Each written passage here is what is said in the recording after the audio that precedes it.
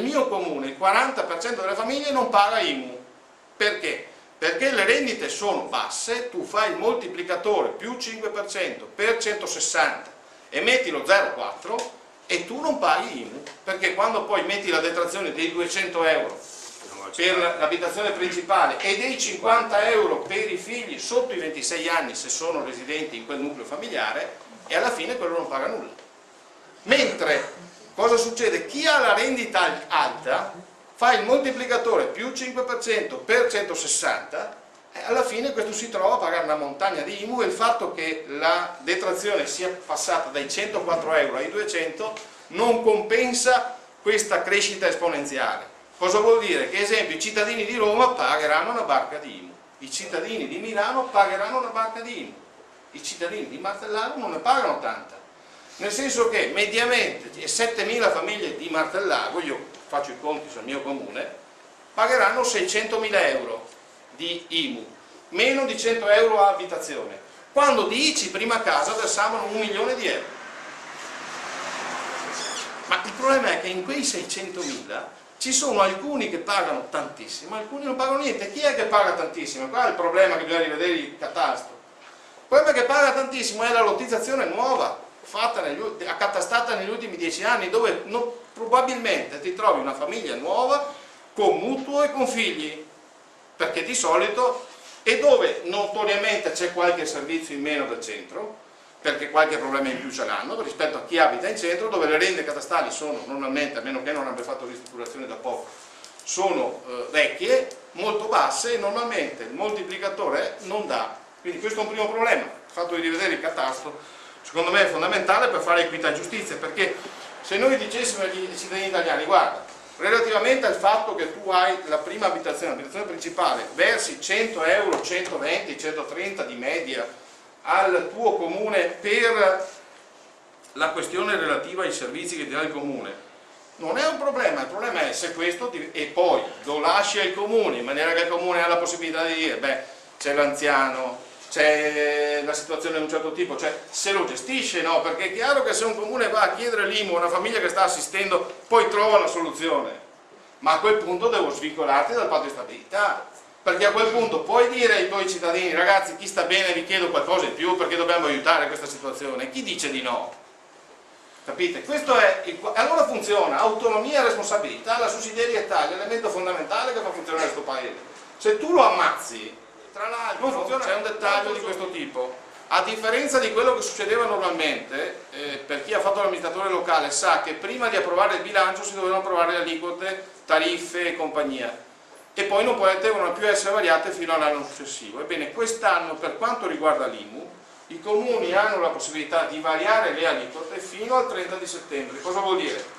Che se dalla prima rata avranno un riscontro positivo, cioè che entreranno più soldi di quelli che hanno previsto, per assurdo potrebbero anche diminuire le aliquote. Se ne entrano meno, probabilmente sono costretti ad aumentarle. Ecco, tanto per essere chiaro, c'è stata data, proprio perché l'IMU è sperimentale, questo tipo di ragionamento. Detto questo, siccome io punto al fatto che questa vicenda dell'IMU possa diventare la possibilità di cambiare completamente la finanza locale, ossia, passata l'emergenza, io spero che passi presto e molto dipende da quello che si riuscirà a fare in Europa, ma torniamo indietro? Io credo di no. Io vorrei che togliessimo peso fiscale sul lavoro, sulle pensioni, e lasciare autonomia fiscale, autonomia impositiva ai comuni, e non c'è paese occidentale o paese federale dove la casa e l'abitazione non sia un cespite importante dove il comune possa avere il suo introito. Anche qua, immaginare che un sindaco possa mettere la tassa solo sulle seconde case, solo sulle attività, non funziona, perché non funziona il pago vedo voto, capite? Perché chi ha l'attività in comune può essere che non voti e fossare, come chi ha la seconda casa. Quindi per assurdo tu metti a delle tasse a chi non ti vota e poi dai i servizi ovviamente a chi ti vota. Come fa a funzionare questa roba? E quindi non funziona così. Allora deve abbassarsi, e su questo, vedete, questo è l'effetto del federalismo fiscale approvato finora. Io vorrei chiedere a voi, questa è una tabella che non ho fatto io, è una tabella della Camera dei Deputati fatta dall'Ufficio Studi, questo è lo Stato, queste sono tutte le tasse che in teoria vengono devolute ai comuni, ma non arrivano direttamente, perché vede, sono tutte frecce che intanto partono dallo Stato, quindi è tutta finanza derivata, non è autonomia finanziaria, cioè soldi che entrano allo Stato, dal comune, e poi passano per questo maledetto fondo perequativo che è assolutamente indispensabile. Perché? Perché serve perequare, ma che alla fine però, facendo questo tipo di ragionamento, fa sì che le tasse pagate a Fossalta, per assurdo l'introito può finire a Reggio Calabria o a Martellago. Cioè se tu fai la faccia cattiva sulla tassa registro o sulla cedolare sugli affitti, ti fai dei nemici a Fossalta, il tuo senso civico ovviamente sarà pagato perché fai correttamente il tuo mestiere e innanzitutto difendi la legalità, però alla fine non hai il vantaggio economico. E quindi viceversa, vuoi mettere se la tassa registro il 30% delle tasse nel caso del tuo comune e lo stesso la cedolare a parità di saldi, cambia tutto o no? Allora su questo vedete, questa è la finanza e questa è la mia proposta. Non prendete paura, non è un termovalorizzatore, ma l'ho fatto apposta con due colori di questo tipo perché il rosa è finanza derivata, il verde è finanza propria. Questo è lo Stato, questo è il comune. Ad esempio io vedo l'IMU, non tutta il comune, il 75%. Perché dico il 75%? Perché se io la lascio tutta al comune, pensiamo al comune di Jesolo. Se io la lascio tutta al comune, il comune di Jesolo avrebbe i soldi per mettere le serpentine in spiaggia e sull'asfalto per scaldare anche durante l'inverno, per quanti soldi che ha, mentre magari a Fossalta e a Martellago non avremo i soldi sufficienti per l'asilo nido, capite?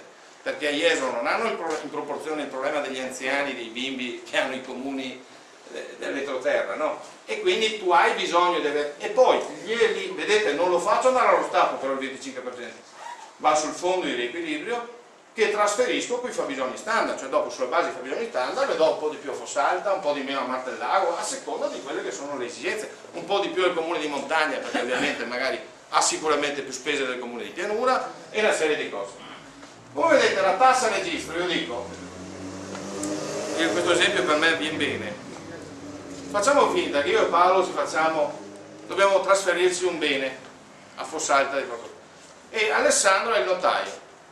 Alessandro dice ragazzi guardate che da domani mattina questo atto di proprietà va all'ufficio tributi del comune di Fossalta e basta che ci dica questo perché noi scriviamo giusto perché il problema del mezzo sotto e mezzo sopra il tavolo del notaio non capita solo a Scaioli in questo paese tanto per essere chiari, questa è dotta l'evasione vera perché è chiaro che il funzionario dell'ufficio tributi del comune di Fossalta dice aspetta un minuto, ma se sto terreno è stato venduto a 100.000 euro quando il valore medio da queste parti dovrebbe essere 200.000, com'è? O l'appartamento, com'è? Allora, alla fine dice, ma se di questo atto il 20% mi resta, perché già oggi il 30% torna al comune, solo che torna dopo aver fatto il giro dell'oca, no?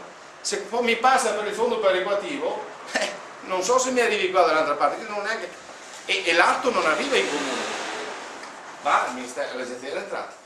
Mentre se arrivasse in comune, ti do, il 20% te lo do, il 10% lo butto sul perequativo, quindi resta sempre, e il 70% va allo Stato, quindi per lo Stato non cambia nulla rispetto ad oggi, però stai certo che l'entrata aumenta, ti do autonomia finanziaria perché quello dell'ufficio tributi, piuttosto che avere la coda fuori che gli dice parole perché hai messo 0,88 invece di 0,76, preferirebbe ricercare l'evasione e mettere l'aliquota a 0,76 perché prende metà parole, o sbaglio, lo stesso sindaco credo. Ecco, o se potesse mettere 0,46 meglio ancora. Ecco, allora su questo capite, questo esempio è uno, l'altro esempio è quello relativo a cedolare gli affitti. Cedolare gli affitti, se io il contratto di affitto lo potessi portare in comune, oggi è uguale, cioè il 20% tornerà ai comuni, ma tornerà ai comuni dopo aver fatto il giro dell'oca. Se invece te lo tieni direttamente, capite che effetto che ha. Adesso da noi non c'è tanta seconda carta, ma andiamo a pensare a Padova, andiamo a pensare a Venezia, andiamo a pensare a Jesolo. Capite che la questione sarebbe, allora questo è un modo in cui tu metti i comuni nel motore e questo è un ragionamento su cui, ecco, io ho presentato questa cosa, l'ho presentata anche al Presidente del Consiglio, vedo, guardate, pensate che c'è, perché non c'è un altro dettaglio, ve lo dico subito, perché piuttosto prendere parole l'anno prossimo, io spero che mi inviti l'anno prossimo. Sì,